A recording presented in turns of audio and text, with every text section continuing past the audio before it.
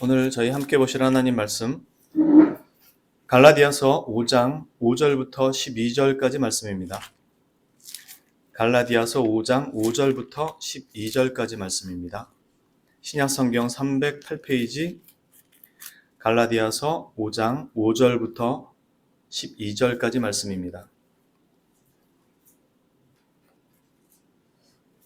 신약성경 308페이지 갈라디아서 5장 5절부터 12절까지 말씀 다 찾으신 줄 알고 제가 봉독하도록 하겠습니다. 우리가 성령으로 믿음을 따라 의의 소망을 기다리노니 그리스도 예수 안에서는 할례나 무할례나 효력이 없으되 사랑으로서 역사하는 믿음뿐이니라. 너희가 다름질을 잘 하더니 누가 너희를 막아 진리를 순종하지 못하게 하더냐. 그 권면은 너희를 부르신 이에게서 난 것이 아니니라. 적은 누룩이 온 덩이에 퍼지느니라. 나는 너희가 아무 다른 마음을 품지 아니할 줄을 주 안에서 확신하노라. 그러나 너희를 요동하게 하는 자는 누구든지 심판을 받으리라. 형제들아, 내가 지금까지 할례를 전한다면 어찌하여 지금까지 박해를 받으리요. 그리하였으면 십자가의 걸림돌이 제거되었으리니 너희를 어지럽게 하는 자들은 스스로 베어버리기를 원하노라. 아멘. 6절에 보면 그리스도 안에서는 할례나 무할례나 효력이 없다고 얘기하는데요. 무슨 의미냐면 할례는 곧 종교성을 의미합니다. 종교적인 활동들을 얘기하는 거죠. 즉 할례라는 것은 종교적 의식이자 의무입니다. 반면에 무할례는 이방인들에 관련한 것이죠. 무신론자든지 아니면 이방신을 섬기는 사람들, 즉 우상 숭배자들인 셈이죠. 이 말은 할례 받은 자, 종교성을 가진 자라고 해서 그가 가진 종교성이나 어떤 도덕성이 하나님과의 관계를 열어주는 그 조건이 되지 못한다는 것입니다. 반대로 무할례자, 이방인들이라 해서 하나님의 구원에서 더 멀리 멀어져 있지 않다는 것입니다. 즉 할례자로 대변되는 이 종교성을 가진 자들, 기독교인들이라고 부르는 사람들의 그 종교성이 하나님과 자신의 관계를 열어주는 것도 아니고 종교적 의식이 그 관계를 열어주는 것도 아니고 무할례자, 이방인들이라 그래서 하나님의 구원에서 이 할례자들보다 더 멀리 멀어져 있는 것도 아니라는 것입니다. 이건 대단히 중요한 사실입니다. 저희는 지금 이 사실을 한 번 더 살펴볼 것입니다. 그래서 지금 바울 사도는 오직 구원은 예수 그리스도 안에서 얻어지는 거고 그렇기 때문에 사랑으로서 역사하는 믿음뿐이라고 이야기하는 것입니다. 지금 말씀드린 것처럼 누군가의 선행이나 종교성이 하나님과의 관계를 개선하지 못하고 행위가 더 악하거나 이방인이라 그래서 하나님과의 관계가 더 절망적인 상태로 가는 것이 아니라는 겁니다. 우리는 오히려 그렇게 생각을 하죠. 종교인이면, 기독교인이면 하나님의 구원에 더 가까운 줄로 생각을 하고 비기독교인이면 하나님의 구원에서 더 멀리 있는 줄로 생각을 해요.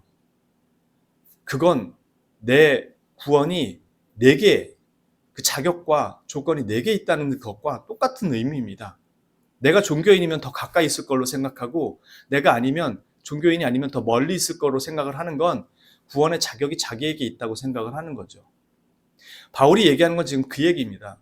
할례자나 무할례자나 그것이 효력이 없다는 말은 구원의 조건과 자격이 우리에게 있는 것이 아니라는 뜻이에요.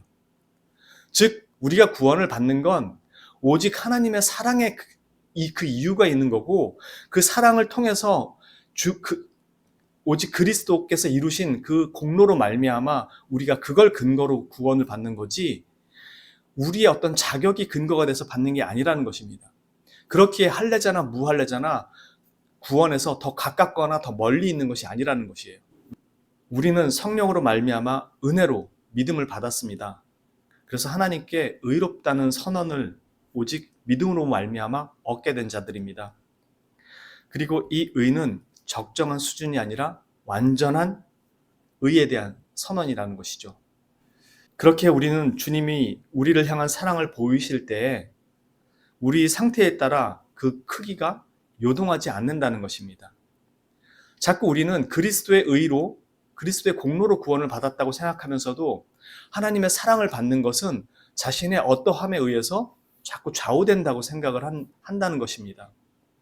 그게 우리가 여전히 믿음으로 구원을 받고 하나님의 은혜로, 그리스도의 은혜로 구원을 받는다라고 말을 하면서도, 그렇게 믿는다고 하면서도 여전히 우리 안에서는 그리스도의 은혜, 하나님의 사랑이라는 게 완전히 자리 잡고 있지 못한 것입니다. 정말로 우리가 그리스도의 의로 하나님 앞에 완전한 의를 가진 자로 섰다면 하나님의 사랑은 결코 변할 수가 없습니다. 근데 우리는 변한다고 생각을 하는 거죠. 내가 잘해야지 더 사랑을 받고 못하면 덜 사랑받는다고요. 그건 그리스도께서 나를 위해 죽으신 그 죽음에 대한 온전한 믿음을 갖지 못하고 있다는 뜻이기도 합니다. 우리는 언제나 상대방에 따라 우리의 감정에 기복이 생겨서 사랑과 미움이 수시로 바뀌지만 하나님께서는 그리스도를 통해 우리를 보시고 우리를 의롭다고 선언하시기 때문에 우리를 향한 하나님의 사랑은 요동치지 않습니다. 그래서 성경은 늘 한결같으신 하나님, 신실하신 하나님, 처음과 끝이 동일하신 하나님, 변개하지 않으시는 하나님이라고 늘 성경이 말하고 있어요. 그런데 우린 그 성경을 읽으면서도 그 말이 무엇을 의미하는지 깊이 고민하거나 숙고하거나 그 말을 그대로 믿을 수 있을 만한 그런 믿음을 갖는 자리까지 나아가지 못합니다. 그래서 성경을 읽는 것은 그냥 나의 종교, 그런 의식의 한 부분으로 자리 잡아 버렸어요. 그래서 성경은 신도니까 맨날 읽어야 되는 거지 라고 생각해서 성경을 읽지, 그 성경을 읽으면서 거기에 나타나서 거기에 말씀하고 계신 하나님을 정말로 이해하고 믿고 신뢰하는 그 자리까지는 나아가지 못해요. 그냥 습관적으로 읽게 되죠. 우리는 성경을 통해서 하나님께서 자신을 우리에게 나타나신 그 말씀이 그냥 하신 말씀이 아니라는 것을 그리스도의 성육신을 통해서 우리는 하나님의 성품을 알 수 있게 됩니다. 우리는 칭의에 대해서 이미 들었고 배웠죠. 우리 믿음의 크기가 우리의 의의 크기를 좌우하지 않는다고요. 왜냐하면 우리가 그리스도를 믿을 때 그리스도의 의가 온전히 우리 것이 되기 때문에 우리의 의는 우리 믿음에 의해서 그 크기가 변하지 않는다라는 것을 이미 배웠습니다. 우리 모두가 동일하게 하나님 앞에서 동일한 의를 인정받는 것입니다. 이것은 성자 하나님께서 친히 이루신 일이죠. 마찬가지로 우리를 사랑하시는 하나님의 사랑도 우리 믿음의 크기에 의해서 또는 우리 행위에 의해서 변하지 않는다는 것입니다. 우리가 잘한다고 해서 더 사랑하시고 못한다고 해서 덜 사랑하는 것이 아니라는 거죠. 바울이 주장하는 믿음은 바로 이것을 이야기하는 것입니다. 우리는 이 사랑을 값없이 받은 사람들입니다. 여기에 우리의 행위를 얹으려는 시도 자체가 하나님의 사랑을 정말로 값싸게 치부하려는 것이고 거래의 품목으로 바꾸려는 것이고요. 그 사랑을 받을 자격을 자기가 얻어야 하는 것처럼 여기도록 만들어버린 것입니다. 은혜를 멸시하는 거예요. 행위를 얹으려는 것은 그리스도의 대속을 무효화시키는 것과 동일하기 때문입니다. 6절에 할례나 무할례나 다 효력이 없지만 오직 사랑으로서 역사하는 믿음뿐이라는 것은 하나님께서 나를 향해 보내신 보이신 그 사랑이 반드시 전제가 되어야만 가질 수 있는 믿음이라는 뜻입니다. 우리 안에서는 이 사랑의 역사를 만들어내는, 이 사랑을 가질 수도 없고 이 사랑의 역사를 만들어서 행하는, 이끌어내는 믿음을 가질 수도 없습니다.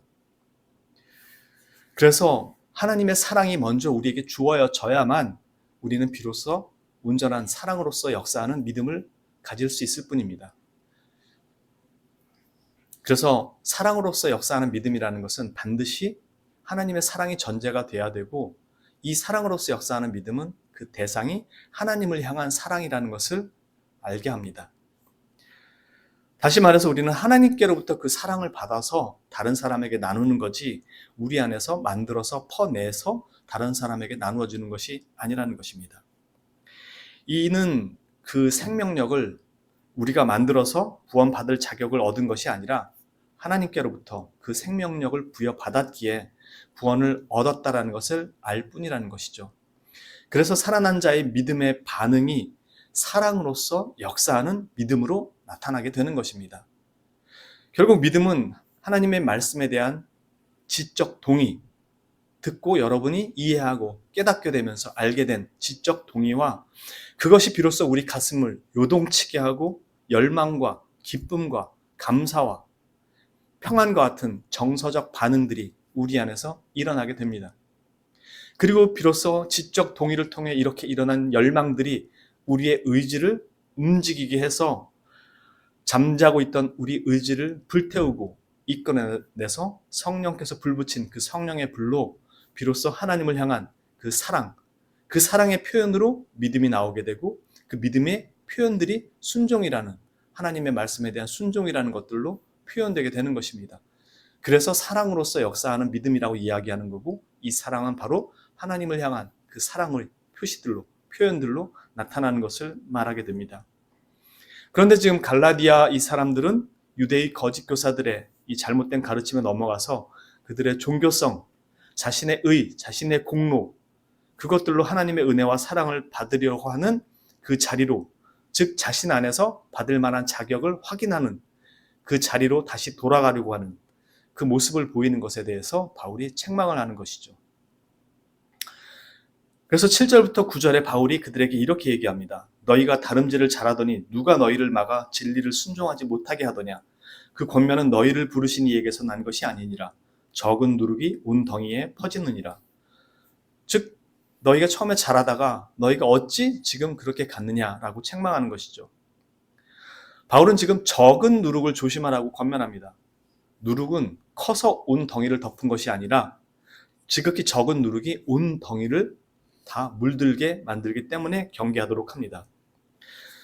이것은 구원에 있어서 본질적인 부분에 관련된 것이기 때문에 적당히 타협할 수 있는 그런 영역이 아닙니다.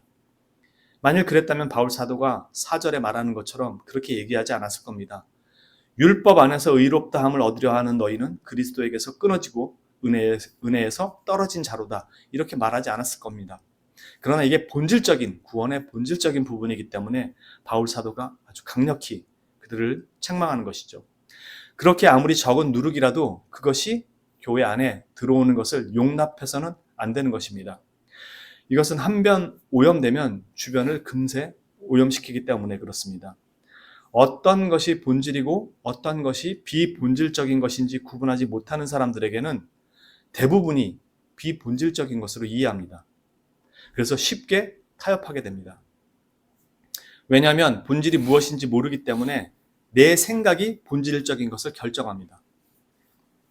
그리고 내가 생각하는 본질은 성경이 말씀하는 것이 아닌 그냥 내가 생각하는 내 경험, 내가 겪은 것, 내가 판단하는 것, 그것들이 그대로 본질이 된다고 생각하기 때문에 그것은 언제나 부패하고 타락한 본성에 기반한 것이라서 그 결과 역시 부패하고 타락으로 기울어질 수밖에 없게 됩니다. 지금 바울 사도가 하는 말이 그것입니다. 그 권면은 너희를 부르신 이에게서 난 것이 아니라 그래서 부패하게 되는 것입니다.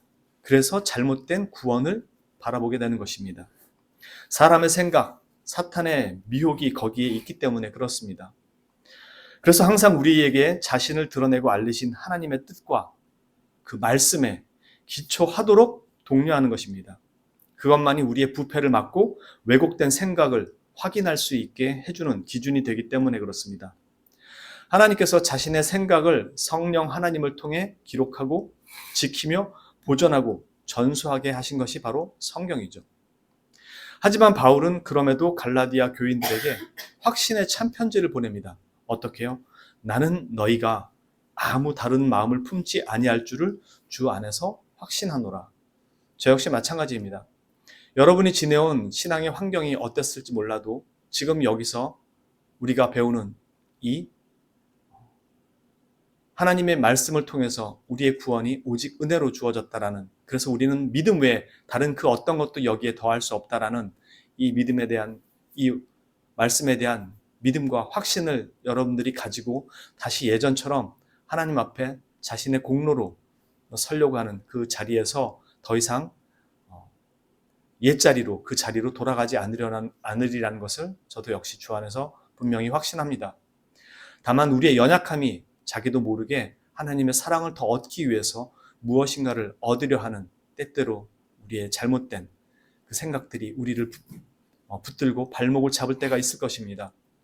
그러나 늘 말씀드리지만 우리는 하나님 앞에 다른 것으로가 아닌 하나님을 향한 사랑과 믿음으로 우리에게 이미 베푸신 것들을 누리고 베풀어 주셨다라는 것을 확인할 뿐입니다. 우리에게 있어야 할 모든 것들을 이미 다 아시는 하나님이 주셨음을 우리는 불신으로 확인하지 못하는 거지, 우리의 열심이 없어서나 우리의 충성이 부족해서 확인을 못하는 것이 아니라는 것입니다.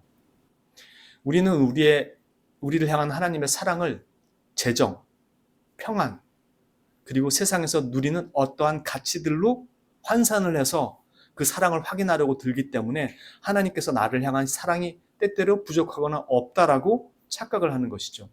그러나 하나님이 나를 향한 사랑을 어떻게 나타내시는가를 분명히 이해한다면 우리는 하나님을 향한 그 사랑을 바로 볼 수 있게 되고 바른 믿음을 가질 수 있게 되면서 나를 향한 하나님의 사랑이 실제로 조금도 변함없이 나타나고 있다는 것을 볼 수 있게 된다는 것입니다. 바울이 전하는 십자가는 할례와 타협할 수 없는 자리입니다. 그렇기에 그리스도인들은 여전히 종교적이며 헌신과 충성을 거래 조건으로 주장하는 자들에게는 박해를 받거나 비난을 받기 쉽습니다. 오늘날 누군가 당신도 그리스도인이냐고 비웃고 핍박하며 비난한다면 그것은 그리스도인으로서 받는 지극히 당연한 비난일 수 있습니다. 네가 그리스도인이라면서 그 정도밖에 안 되냐? 누가 여러분들에게 그렇게 이야기할 수 있습니다. 하나님 앞에 늘 충성과 열심을 바치며 그것으로 하나님 앞에 어떤 사랑과 긍휼을 얻을 것이라고 생각하는 사람들 눈에는 그렇지 못한 사람들이 늘 비난의 대상이 될 수 있습니다. 심지어 그들의 눈에 우리의 이 비도덕적이며 비윤리적인 면이 드러날 때 언제든지 얼마든지 비난받을 수 있습니다. 그러나 그것이 그리스도인의 구원의 조건은 결코 아닙니다. 윤리성이나 도덕성이나 앞에서 말한 것처럼 할례자나 무할례자나 그것이 구원받는 조건이 아닙니다. 바울의 주장은 남들보다 더 도덕적이고 더 윤리적이기 때문에 그리스도인이라고 말하는 것이 아니라고 이야기하는 것입니다. 오직 주 예수 그리스도를 나의 구원주로 믿음으로 말미암는 자들을 그리스도인이라고 말하는 것이죠. 이들의 도덕성과 윤리성은 구원받은 자이기 때문에 그 열매로, 그 결과물들로 나타나는 것이지 그것으로 그들이 그리스도인으로 받아들여지는 것은 아니기 때문입니다. 바울의 주장의 핵심은 바로 여기에 있습니다. 우리는 그리스도의 십자가에 그 무엇도 보태지 않으며 우리가 가진 복음은 오직 그리스도로 충분할 뿐 아니라 그리스도만이 복음의 유일한 효력의 근거이시고 대속의 만족이 되실 뿐이다. 그렇기에 결코 여기에 그 무엇도 덧보탤 수 없는 것이다 라고 말하는 것입니다. 6절에서 바울이 지금 말하는 것은 이 믿음은 앞에서 말씀드린 대로 하나님을 향한 사랑이 그 씨앗이 우리에게 심겨져서 소생된 다시 살아난 영혼의 생명력이 그 믿음으로 나타나기에 이 믿음은 행위를 필요로 하는 것이 아니라 행위를 낳게 되는 것입니다. 만일 행위를 필요로 한 믿음이라면 이 믿음은 온전한 믿음이 될 수가 없죠. 그런데 우리가 가진 믿음은 하나님이 주신 생명력으로 잉태된 믿음이기 때문에 행위를 낳는 믿음이라는 것입니다. 그래서 참 믿음은 행위를 낳게 되는 것이고 거짓 믿음은 행위를 필요로 하게 되는 것입니다. 이것이 아주 근본적인 차이예요. 그래서 사랑으로서 역사하는 믿음이라고 말하는 것은 하나님을 향한 사랑이 있기에 이 행위를 낳게 된다는 것입니다. 그리고 이 사랑은 자기 의나 자기 자신이 아니라 하나님을 향한 사랑으로 나타나는 믿음입니다. 이 말은 무슨 뜻이냐면 어떤 사람들은 이 행위를 필요로 하기 때문에 이 행위가 자기 의가 되는 것입니다. 오직 하나님의 영광을 위해 자신의 종됨을 기꺼이 인정하고 오히려 감사와 기쁨으로 그 자리를 지키고 누리는 것, 그것이 바로 사랑으로서 역사하는 믿음입니다. 우리는 믿음으로 하나님 앞에 결제 서류를 뒤밀고 하나님께 사인을 강요하죠. 그런 믿음이 아니라는 것입니다. 지금 성경이 말하는 믿음은. 우리는 모든 계획을 자기가 다 짜고 또 모든 일들도 다 자기가 계획하고 하나님 앞에 믿습니다로 하나님께서 결제를 해주시기를, 그 사인해 주시기를 하나님께 자꾸 강요한다는 거죠. 뭘로? 믿음으로. 지금 성경이 말하는 믿음은 그게 아니라는 것입니다. 우리가 가진 믿음은 사랑으로 역사하는 믿음이기에 모든 결제권을, 모든 계획을 모든 주권을 하나님께 맡긴다는 것입니다. 그래서 그 결과가 나의 의도와 나의 뜻과 같지 않아도 그것을 받아들이는 것, 순종하는 것, 그것을 믿음이라고 얘기하는 것입니다. 그래서 이 믿음은 반드시 사랑으로서 역사하는 믿음이 될 수밖에 없는 거예요. 믿음은 하나님을 위해 특별히 일을 하도록 하는 것이 아니라 하나님께서 하고 계신 일을 증거하도록 하는, 영광을 드러내도록 주신 도구입니다. 그래서 사랑으로서 역사하는 믿음이라고 바울 사도가 강조하는 것이죠. 일이 아니고 은혜의 선물입니다. 그러나 구원의 두려움과 불신이 있고 그로 인해서 자신이 구해야 할 것들을 남들로부터 취해야 하는 그런 사람들은 탐욕의 눈길로 자신의 생을 이끌 수밖에 없게 됩니다. 그래서 자신의 자격을 행위로 보장받으려고 온 힘을 다하게 되죠. 그래서 신들을 움직이기 위해서, 신들을 설득하기 위해서 정성을 다 바칠 수밖에 없게 됩니다. 심지어 그리스도인이라는 하는 어떤 사람들도 은혜와 감사에 의해서가 아니라 두려움과 걱정을 행위의 수고로 대체하고 인정받고 보상받으려고 하는 거래의 조건처럼 삼는 경우도 있는 것입니다. 가장 어리석은 일입니다. 왜냐하면 하나님에 대한 신뢰가 없기 때문에 그렇습니다. 자신들에게 약속하신 말씀을 믿지 못하며 그 일을 위해 오신 그리스도에 대한 신뢰를 가지지 못하기 때문에 그렇습니다. 그래서 바울 사도는 갈라디아인들에게 너희가 받은 그 권면은 너희를 부르신 이에게서 난 것이 아니니 정신 차리라고 이야기하는 것이죠. 교회는 언제나 하나님의 말씀을 희석시키고 왜곡시키는 도전을 받아왔습니다. 그 중에서 가장 많은 도전은 복음 자체를 없애는 것이 아니라 복음을 살짝 비틀거나 복음의 무엇을 보태는 형식으로 늘 도전해 왔습니다. 그러나 우리는 이 한 가지를 분명히 가슴에 새겨야 합니다. 나를 먼저 사랑하신 분이 하나님이셨고 그분의 사랑은 이전이나 지금이나 이후나 조금도 그 사랑의 크기가 변함이 없다는 것과 그 크기는 자기 아들을 죄인인 나를 위해 대신 죽이신 그 사랑이라는 것을 기억해야 합니다. 우리가 가지는 믿음은 하나님을 위해 일하도록 하는 믿음이 아닙니다. 그분을 사랑하도록 부르신 믿음입니다. 우리의 믿음은 믿음 더하기 행위를 요구하는 것이 아니라 하나님을 사랑하는 그 믿음을 바라시는 것입니다.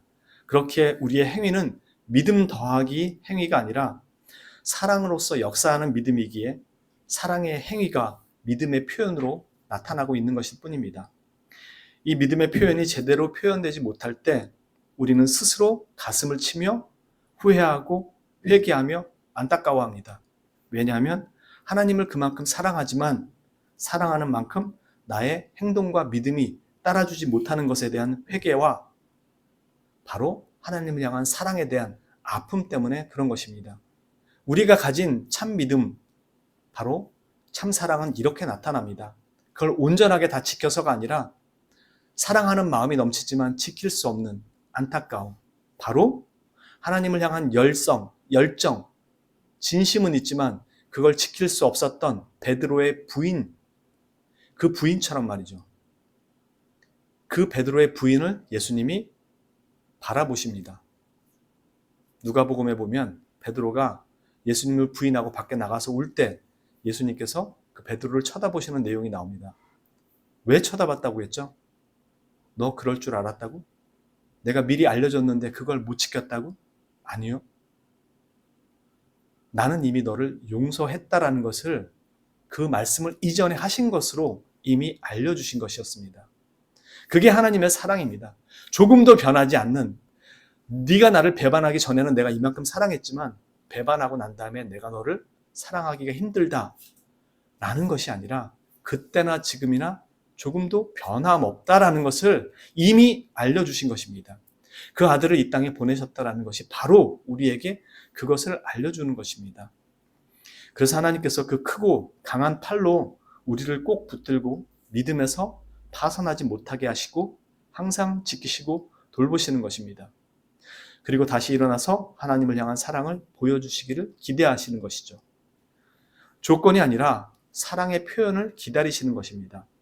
그래서 할래나 무할래나 아무 효력이 없지만 하나님을 향한 사랑으로서 역사하는 믿음만이 우리를 주님의 사랑 안에 머무르게 하는 것입니다. 그원약교회 성도님들 모두 자유자가 되었음이 의미하는 것이 무엇인가를 다시 기억하시고 이제는 죄의 종이 아닌, 그리고 율법 아래에서 신음해야 하고 눈치 봐야 하는 자들이 아닌 하나님의 은혜와 사랑 안에서 살아가도록 부름받은 자유의 자녀가 되었음을 기억하시고 하나님을 향한 사랑과 믿음의 순종의 삶을 믿음의 순종의 삶으로 한 걸음 더 나아가시기를 주님의 이름으로 축원합니다. 기도합니다. 거룩하신 주님, 우리가 하나님의 은혜로 구원을 받고 하나님의 복락을 누리는 것이 우리가 가진 열심 있는 종교성도 아니고 우리가 하나님 앞에 거룩한 행위를 해서도 아님을 다시 한번 확인합니다.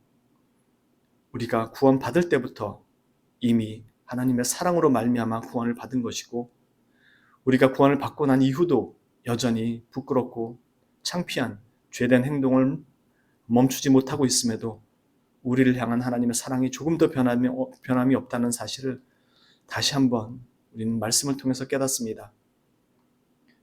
우리가 하나님께서 베푸신 이 사랑을 기억하고 우리가 가진 복음에 우리가 얹을 것은 아무것도 없으며 오직 우리를 향한 하나님의 그 사랑이 그리스도를 통해 나타났고 그 그리스도께서 우리를 위해 모든 것을 대속하셨다는 것을 믿는 믿음만이 오직 우리가 하나님께 드릴 수 있는 우리의 가장 값진 거룩한 행위임을 기억하고 하나님을 향한 사랑이 멈추지 않도록 그 사랑이 날마다 하나님 앞에 더욱 크게 표현될 수 있도록 우리를 붙들어 주시고 인도하여 주옵소서.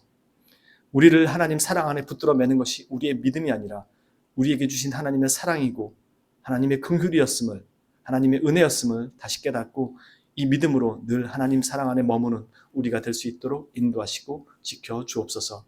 이 모든 말씀을 거룩하시고 우리의 유일한 구원자 되시는 우리를 먼저 사랑하신 우리 구주 예수 그리스도의 이름으로 감사드리며 기도합니다. 아멘.